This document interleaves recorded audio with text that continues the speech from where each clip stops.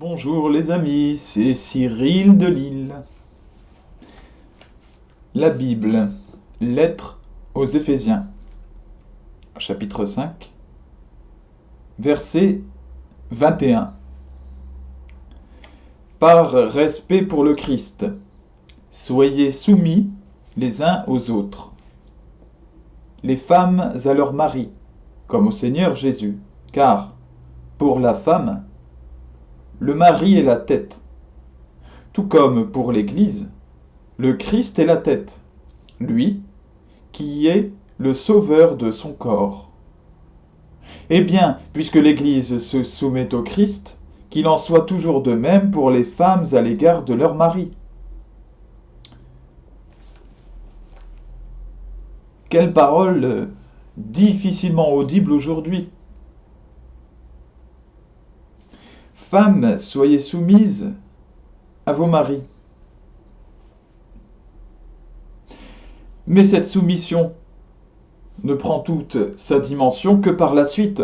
À partir du verset 25, vous les hommes, aimez votre femme à l'exemple du Christ. Il a aimé l'Église, il s'est livré lui-même pour elle afin de la rendre sainte en la purifiant par le bain de l'eau baptismale, accompagné d'une parole. Il voulait se la présenter à lui-même, cette Église, resplendissante, sans tache, ni ride, ni rien de tel. Il la voulait sainte et immaculée. C'est de la même façon que les maris doivent aimer leur femme, comme leur propre corps. Celui qui aime sa femme s'aime soi-même. Jamais personne n'a méprisé son propre corps. Au contraire, on le nourrit, on en prend soin. C'est ce que fait le Christ pour l'Église, parce que nous sommes les membres de son corps.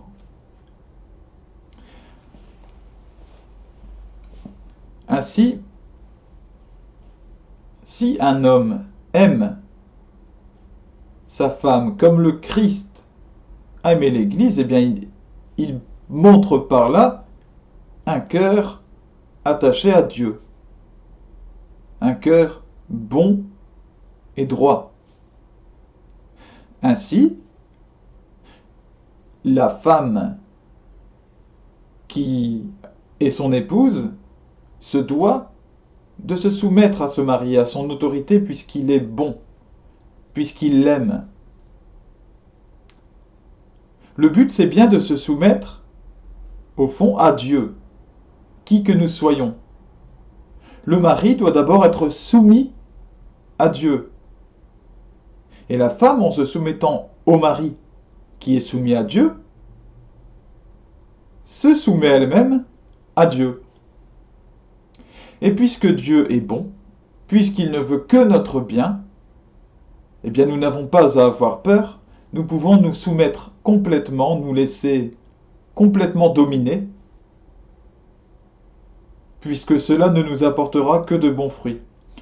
Dans notre époque, le féminisme, donc cette volonté de donner un pouvoir primordial aux femmes, ainsi que le péché de désobéissance, qui s'est développé sous couvert de prise de liberté dans tous les domaines et dans tous les sens, font dire à beaucoup, et même au sein de l'Église, beaucoup au sein de l'Église, que saint Paul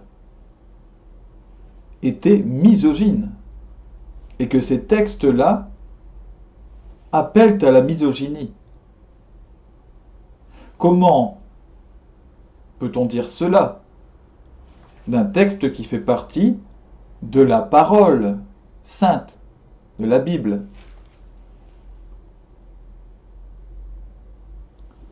C'est un scandale de dire cela, un scandale. Au lieu de se pencher sur la question et de comprendre pourquoi est-ce qu'aujourd'hui on a tellement l'impression que ces paroles sont scandaleuses, eh bien non, on juge la parole. Alors j'invite tous mes frères chrétiens, et en particulier mes sœurs chrétiennes, à bien entendre le message de l'Église de saint Paul et de se faire obéissante à l'Église, au message de la Bible. Parce que l'obéissance en Dieu, l'obéissance à Dieu, c'est l'obéissance à ce qui nous mène vers le bien. Tout simplement, nous n'avons pas conscience de ce qui nous mène vers le bien ou vers le mal, en tout cas, il y a des choses qui nous échappent, et bien l'obéissance fait que nous pouvons suivre une route sans être effrayés, sans craindre de se tromper, de tomber dans des pièges. Eh bien, cette parole en fait partie. Femmes, soyez soumises à vos maris. Maris, aimez vos femmes. Il y a une question d'engagement. Et aujourd'hui, la question de l'engagement est aussi en crise.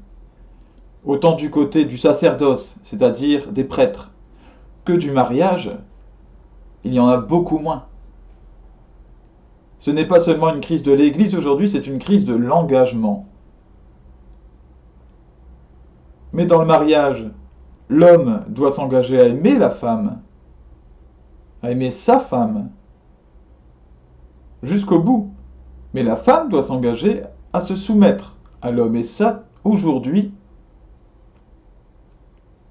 ça devient de moins en moins audible.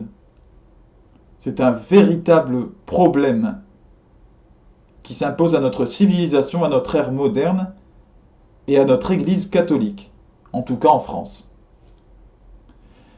Mes chers amis, que Dieu vous bénisse en Jésus-Christ.